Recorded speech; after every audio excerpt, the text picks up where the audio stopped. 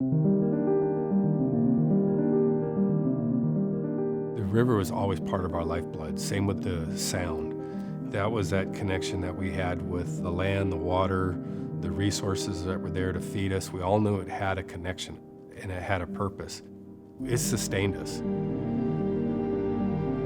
This is a fifth generation industry of a lot of people that have a passion for cows, a passion for land, and a passion for what they do. I drink the water, my cows, my family, my employees drink the water. We've got a duty to protect that. If the water is fouled, it puts at jeopardy my entire business. I started looking at the problem. I'm an engineer and I'm a scientist.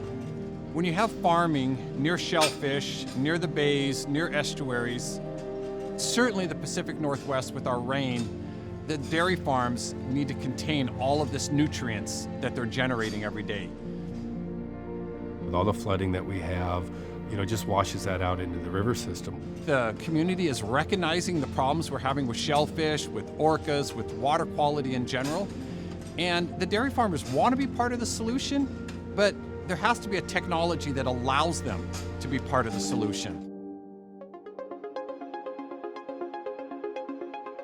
So what we're trying to do with this project is improve the sustainability of new technology and how that would help people by eliminating pathogens. We're using vapor recompression technology to distill, and it's one of the simplest forms of separation, is to boil something. The water will be condensed at the end of the unit, and then the remaining solids will be the leftover product. There's one little catch. When we heat everything up, the ammonia boils too. And then when we cool it back down and condense the water out, we're able to capture the ammonia separately. So we produce this highly concentrated ammonia fertilizer. In the dry solids, we have phosphorus. And then water, because it's distilled and boiled, that's so clean we can feed it back to the cows. So it becomes a zero discharge farm, and we save every single valuable component, and we use no chemicals.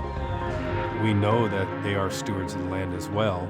It was just the right time to get together with them and find a solution that keeps them in business, keeps them in partner with us, and a lot of that is get folks to understand our plea, that our food, is depending on clean water as well.